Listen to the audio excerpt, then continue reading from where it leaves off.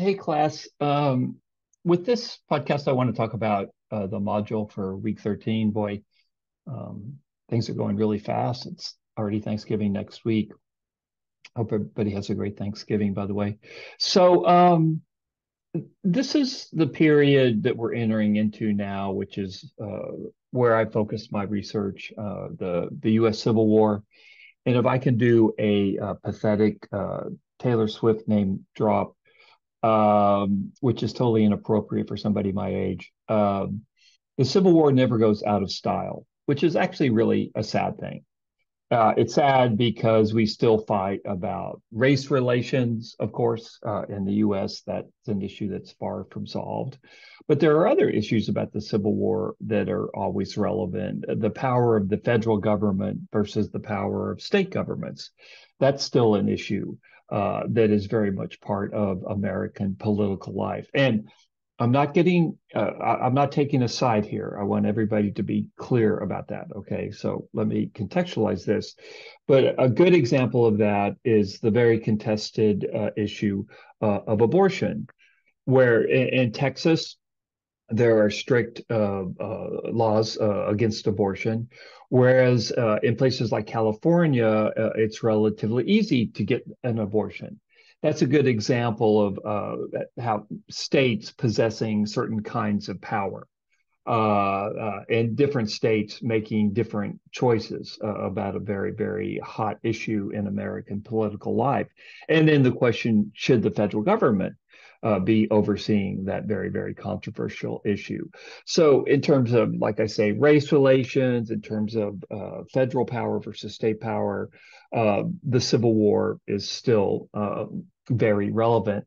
At times, you will hear, or you can even see it on bumper stickers, secede, this idea that Texas should secede from the Union. Um, I don't think that would go very well. It didn't go very well last time. But anyway, you've got folks that are pushing that idea that Texas should be a nation like it was in the 1840s, 1830s, and 40s. Let's forget about what a disaster the Texas Republic was. So the Civil War, it's the issues that the Civil War revolved around are still with us today. Um, but let me say something kind of reassuring before I go on. Um, Today, there's a lot of talk about a new civil war. As I'm sure you all know, we live in a very polarized society. There's a lot of disagreements about politics. There's often disagreements within families. I have that myself among friends. This is something that if you're in any way, shape, or form awake, you're aware of. It's hard to escape it.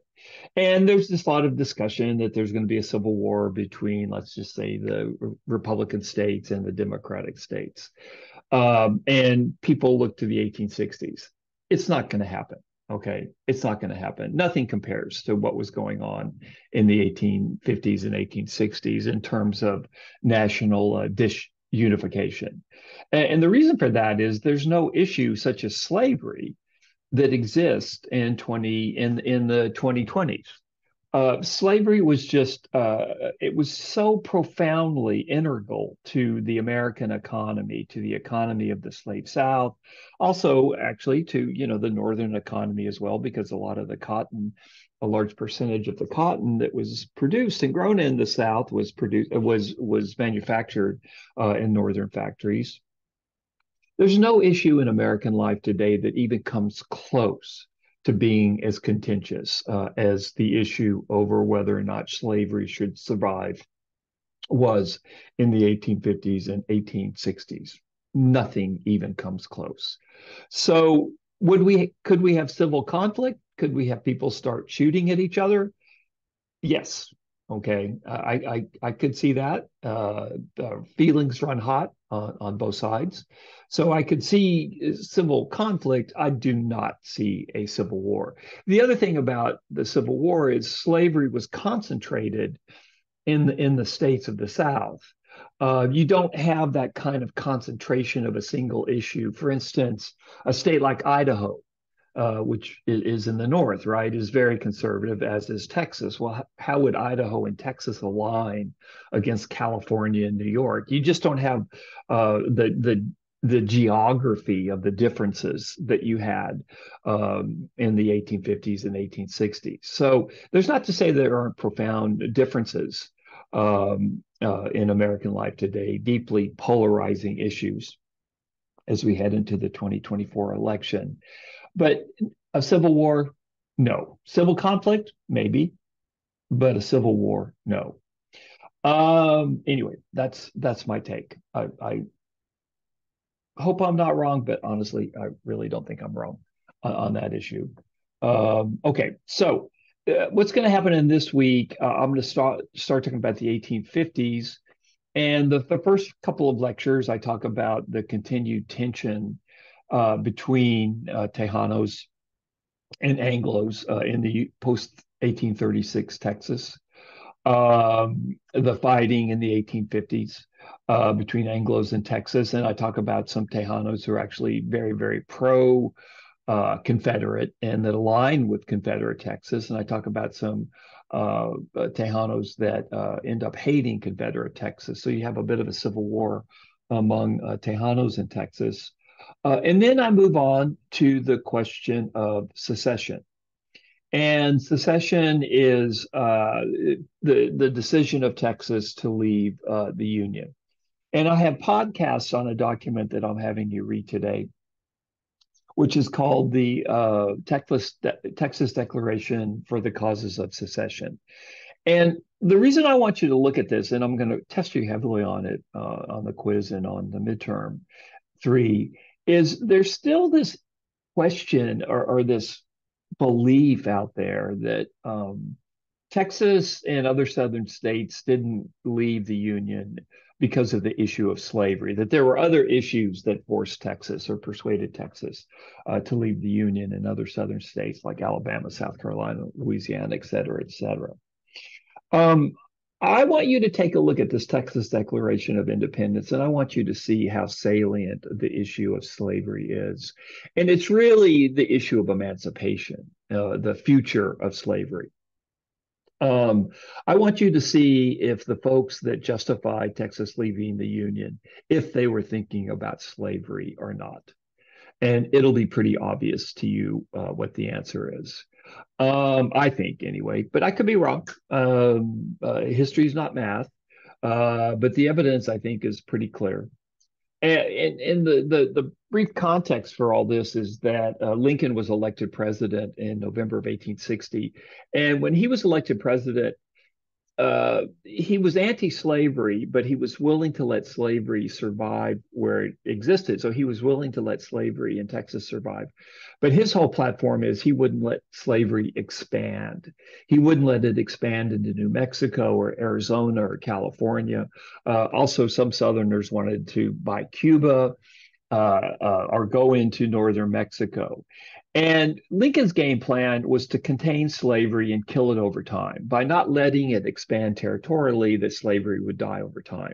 This was his game plan. So he never put a number. He didn't say if it would happen in 10, 15, 100 years. But he did want slavery to die, but he was a gradualist. He felt by containing slavery where it was, that it would die out eventually. Well, Southern whites could not deal with this. They couldn't. This made them very angry. They felt like also that if slavery didn't expand territorially, that it would die out. And so, although Lincoln doesn't come into office wanting a war, that's what he gets. Southerners kind of forced the issue. So this is the big thing. The President Lincoln has been elected president in November 1860. He's anti-slavery. He doesn't want to end slavery immediately. He just wants to stop it from growing, not moving into any new territory, and expecting it will die at some point. For Southerners, this is too much. This is too aggressive. They also believe that slavery needs to expand territorially or it will die. So this is the issue. Then I have a series of lectures about the post-war experience of African Americans, and I'm having you read an article or a chapter from a book by a friend of mine named Bill Blair. And I just want you to note the incredible violence against African Americans after the Civil War, after African Americans gained their freedom and they started fighting for their basic political rights, especially the right to vote. And the story there normally, or not normally, the story that I was taught is that whites were the victims after the Civil War. Well, this is completely opposite of the truth. Blair spells out quite vividly the violence that was visited upon African Americans after the Civil War, especially those that wanted to gain their political rights. It was a hard chapter. He told me it was a very hard chapter for him to write because he was talking about so much violence. So I want you to read that chapter and that which I posted on Canvas, and just to get a sense of the experience of what it was like for African Americans after the Civil War, and as they fought for their basic political freedoms. The last thing I'll say is Juneteenth. And I talk about this in a lecture, which has become, it's now a federal holiday. Juneteenth is when the Union General Granger announced the Emancipation Proclamation in Texas. It had been issued in 63, but there were no federal troops in Texas until 65. So he issues it after the Civil War, and it becomes the African American July 4th, Day of Freedom. And like I say, today it's recognized, it's a federal holiday today. So in this series of lectures and readings, you go from Tejano Anglo controversies, tensions in the 1850s to Texas leaving the Union, to the post Civil War emancipation experience of African Americans.